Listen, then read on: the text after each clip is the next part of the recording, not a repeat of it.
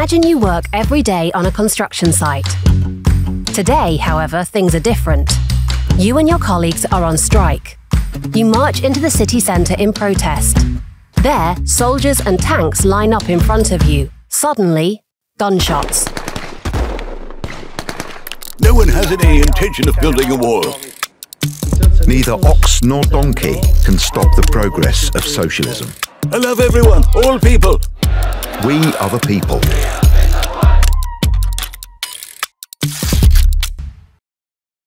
This is exactly what happened on the 17th of June 1953.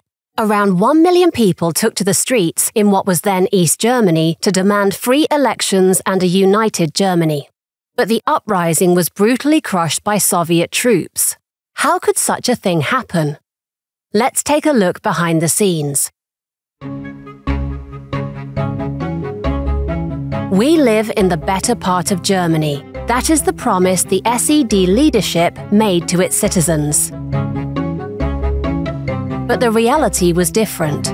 The state dispossessed farmers, craftsmen, factory owners, hoteliers, and restaurant owners. Between January and May 1953, 185,000 people fled to the west. In May 1953, the state raised labour quotas by 10%, without compensation. That was the straw that broke the camel's back. Protests broke out all over the country, also in Berlin, the capital. The construction workers refused to continue building the state's prestigious building projects in Stalinallee. And then the slogans began. I remember it well. We are workers and not slaves. The first row started chanting, and then it spread through the crowd, right up to the last row. And along the way, the procession got bigger and bigger as passers-by, construction workers, people joined the ranks. Emboldened by their numbers, the people took courage and demanded real change, free elections, and a united Germany. The protests began to turn into a popular uprising. Now's the time, we thought. Their time's almost up. Nothing much left here.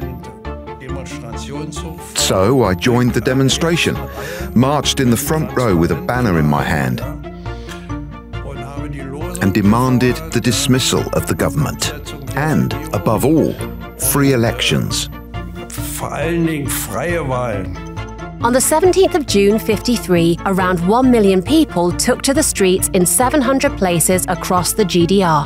From big cities to village squares, from the Baltic Sea to the Erz Mountains. The SED leadership appeared paralysed and incapable. And then suddenly, shots rang out across the board.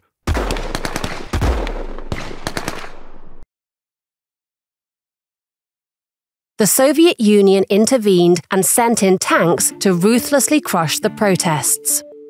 Hope and self-confidence quickly turned to fear and panic. More than 50 people died. And the SED leadership? Completely helpless, they fled to the headquarters of the Soviet occupiers. From there, the functionaries witnessed Soviet tanks secure their power. The events of June 1953 shattered any illusions that people may have harboured of socialism in the GDR. The Soviet Union and the SED shot at their own unarmed civilians. 15,000 people were arrested and the population was subjected to even greater surveillance than before. And today? The dictatorship has long been overcome and Germany is united. So, is this all water under the bridge?